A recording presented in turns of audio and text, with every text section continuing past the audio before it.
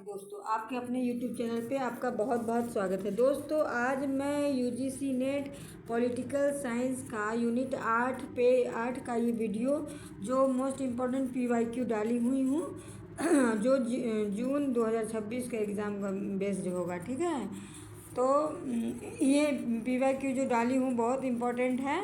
आप लोग इसको क्वेश्चन को अच्छे से पढ़िए और आंसर टिक लगाइए। ठीक है, तो मैं स्टार्ट कर रही हूँ। क्वेश्चन नंबर एक में है, राज्य का निम्न में से क्या अर्थ है? राज्य का क्या अर्थ है? निम्न में से राज्य का क्या अर्थ है, बताइए।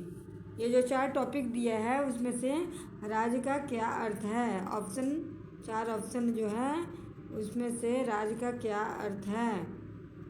ऑप्शन ए में है भौगोलिक क्षेत्र, बी में है जनसंख्या, सी में है शासन और डी में है ये सभी होगा। बताइए कौन होगा? ये 4 ए होगा भौगोलिक क्षेत्र, या फिर बी होगा जनसंख्या, सी होगा शासन, या फिर ये चारों होगा। ठीक है, बताइए राज्य का क्या अर्थ है? इनमें से राज्य का क्या अर्थ होगा? ABCD चारों में से कौन सा आंसर होगा, बताइए। ठीक है, तो मैं इसका आंसर बता रही हूँ। इसका आंसर होगा ऑप्शन डी, भौगोलिक क्षेत्र, जनसंख्या, शासन। ये सभी राज्य के लिए राज्य का अंग है, प्रमुख अंग है, और इसका अगर सबको जोड़ दिया जाए तो राज्य का अर्थ भी होगा। ठीक है, तो ये सभी होगा, राज्य के लिए ये सभी आवश्यक हैं। ठीक है, इसीलिए ये सभी हैं। अभी है राज्य। हाँ, राज्य निम्न में से किसके अंतर्गत शासित होते हैं? राज्य जो निम्न में से किसके अंतर्गत शासित होते हैं?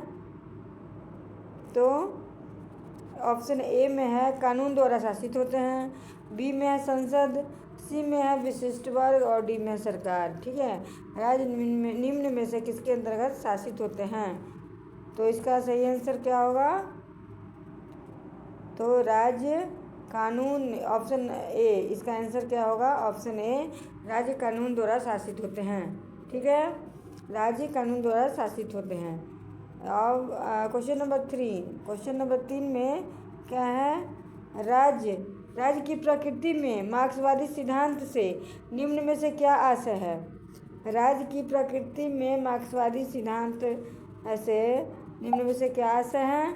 ऑप्शन ए है राज्य उत्पादन केंद्र होते हैं। राज्य क्या होते हैं? उत्पादन के केंद्र होते हैं। बी है अमीर वर्ग उत्पादन के प्रमुख आधार हैं। सी है राज्य में सामाजिक अंतर्विरोध होता है, और डी में है राज्य मानवीय चेतना की उपज है। ठीक है, तो मार्क्सवादी सिद्धांत के द्वारा राज्य की प्रकृति क्या होगी? राज्य उत्पादन के राज्य मानवीय चेतना की उपज है। ऑप्शन नंबर डी, इसका आंसर होगा ऑप्शन नंबर डी। ठीक है, राज्य मानवीय चेतना की उपज है।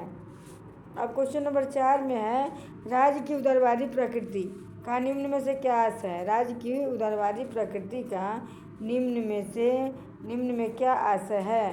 पहला है व्यक्ति की स्वतंत्रता, दूसरा है निरंकुश शासन, तीसरा है मिश्रित शासन, और चौथा है व्यक्ति का अधिकार कम। ठीक है, तो इसमें से 4 में से सही आंसर क्या होगा? राज्य की उदारवादी प्रकृति का निम्न में से क्या आशय है? इस चारों ऑप्शन में से इसका सही आंसर बताइए क्या होगा? तो इसका सही आंसर है ऑप्शन ए। ऑप्शन ए है व्यक्ति की स्वतंत्रता। ठीक है, तो इसका क्वेश्चन नंबर 4 का आंसर ऑप्शन ए होगा, व्यक्ति की स्वतंत्रता। अभी क्वेश्चन नंबर 5 में है, भारतीय राजनीति में कांग्रेस प्रणाली की अवधारणा किसने दी? भारतीय राजनीति में कांग्रेस प्रणाली की अवधारणा किसने दी? ऑप्शन ए में है रजनी कोठारी, बी में है MN रॉय, सी में है DD बसु और डी में है योगेंद्र यादव। तो इस क्वेश्चन को अच्छे से पढ़िए और सही आंसर टिक लगाइए। ठीक है, तो इसका सही आंसर मैं बता रही हूँ। इसका सही आंसर होगा ऑप्शन ए, रजनी कोठारी। ठीक है, तो भारतीय राजनीति में कांग्रेस प्रणाली की अवधारणा रजनी कोठारी ने दी थी। अब है क्वेश्चन नंबर 6 में है, प्रणाली भारतीय राजनीति की कौन सी विशेषता को दर्शाती है? बहुदलीय प्रणाली भारतीय राजनीति की कौन सी विशेषता को दर्शाती है? कोई ऑप्शन ए है एकात्मक शासन, बी है राजनीतिक विविधता, सी है सैन्य शासन, सी क्या है सैन्य शासन, और डी है राष्ट्रपति शासन। ठीक है, तो 4 ऑप्शन है, इसका सही आंसर बताइए क्या होगा? ए एकात्मक शासन, बी राजनीतिक विविधता, सी सैन्य शासन, और डी है राष्ट्रपति शासन। बहुदलीय प्रणाली की भारतीय राजनीति की कौन सी विशेषता है? ठीक है, तो इस चारों में से सही आंसर क्या होगा? तो इसका सही आंसर होगा ऑप्शन बी राजनीतिक विविधता। अब क्वेश्चन नंबर 7। क्वेश्चन नंबर 7 में है भारत में गठबंधन राजनीति का प्रमुख दौर किस दशक में प्रारंभ हुआ? भारत में गठबंधन राजनीति का प्रमुख दौर किस दशक में प्रारंभ हुआ? ऑप्शन ए में है 1950, ऑप्शन बी में है 1960, ऑप्शन सी में है 1980 और ऑप्शन डी में है 1990। ये 4 ऑप्शन है, इसका सही आंसर लगाइए कौन सा होगा? चारों में से सही आंसर कौन सा होगा? ठीक है, तो मैं इसका सही आंसर बता रही हूँ। इसका सही आंसर होगा ऑप्शन डी 1990। भारत में गठबंधन राजनीति का प्रमुख दौर 1990 के दशक में था। ठीक है, 1990 के दशक में था। ऑप्शन डी इसका सही आंसर होगा, ऑप्शन डी। अब क्वेश्चन नंबर 8। क्वेश्चन नंबर 8 में है मंडल आयोग मुख्यतः किससे संबंधित था? मंडल आयोग मुख्यतः किससे संबंधित था? ऑप्शन ए है धार्मिक अल्पसंख्यक, बी है महिला आरक्षण, सी है पिछड़ा वर्ग और आरक्षण, और डी में है भूमि सुधार। ठीक है, यह चारों ऑप्शन है, इसका सही आंसर क्या होगा? मंडल आयोग मुख्यतः किससे संबंधित है? तो इसका सही आंसर है ऑप्शन ए। इसका सही आंसर होगा ऑप्शन सी है पिछड़ा वर्ग आरक्षण। ठीक है, मंडल आयोग मुख्यतः किससे संबंधित है? तो इसका आंसर होगा ऑप्शन सी पिछड़ा वर्ग के आरक्षण से संबंधित है। ठीक है, तो इसका आंसर होगा ऑप्शन सी। क्वेश्चन 8 का ऑप्शन सी आंसर होगा। अब क्वेश्चन नंबर 9। भारतीय लोकतंत्र का मौन क्रांति किसे कहा गया है? भारतीय लोकतंत्र का मौन क्रांति किसे कहा गया है? ऑप्शन ए है हरित क्रांति, ऑप्शन बी है श्वेत क्रांति, ऑप्शन सी है पिछड़े वर्गों का राजनीतिक उदय, और ऑप्शन डी है आर्थिक उदारीकरण। ठीक है, ये 4 ऑप्शन है, इसका सही आंसर लगाइए क्या होगा? सही आंसर क्या होगा इसका? भारतीय लोकतंत्र का मौन क्रांति किसे कहा गया है? तो भारतीय राजनीति का मौन क्रांति किसको कहा गया है? तो इसका सही आंसर होगा ऑप्शन सी पिछड़े वर्गों का राजनीतिक उदय। इसका सही आंसर क्या होगा? पिछड़े वर्गों का राजनीतिक उदय। Option number C, option C होगा इसका सही आंसर। क्वेश्चन नंबर 9 का आंसर होगा ऑप्शन सी भारतीय पिछड़े वर्गों का राजनीतिक उदय। अब क्वेश्चन नंबर 10 में है भारत में चुनाव सुधारों से संबंधित नोटा का क्या अर्थ होता है? भारत में चुनाव सुधारों से संबंधित नोटा का क्या अर्थ होता है? तो इसका ऑप्शन ए में है national option to amend, B में है नन ऑफ द एबव, और सी में है नेशनल ऑर्डर ऑफ ट्रांसपेरेंसी, और डी में है नन ऑफ दीज एक्ट। ठीक है, ये 4 ऑप्शन है, इसका सही आंसर लगाइए क्या होगा? भारत में चुनाव सुधारों से संबंधित नोटा का क्या अर्थ होता है? तो नोटा का क्या अर्थ होगा?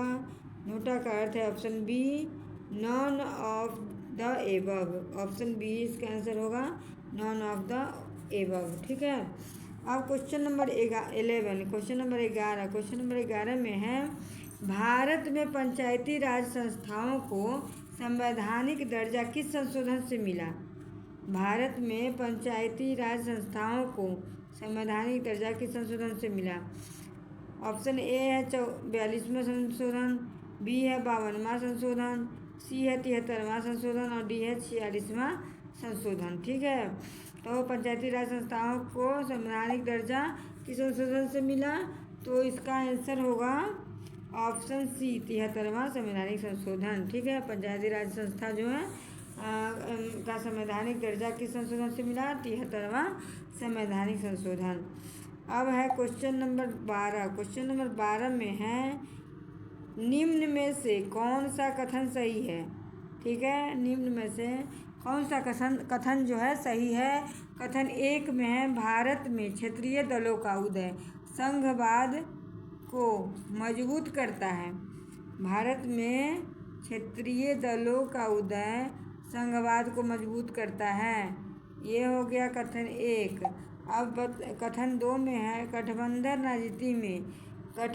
राजनीति ने राज्यों की भूमिका बढ़ाएगा। गठबंधन राजनीति ने राज्यों की भूमिका बढ़ाई, तो ये एक कथन 1 है और कथन 2 है। तो इसका ऑप्शन ए में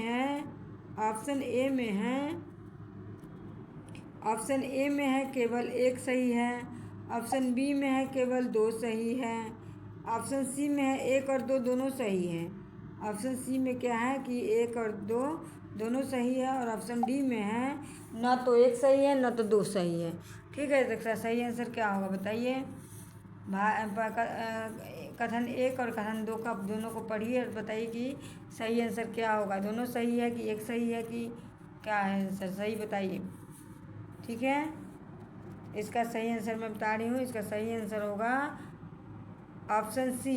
ऑप्शन सी में इसका सही आंसर है 1 और 2 दोनों सही है। ठीक है, कथन 1 और 2 दोनों सही है। भारत में क्षेत्रीय दलों का उदय संघवाद को मजबूत करता है। और दूसरा है गठबंधन राजनीति ने राज्यों की भूमिका बढ़ाई।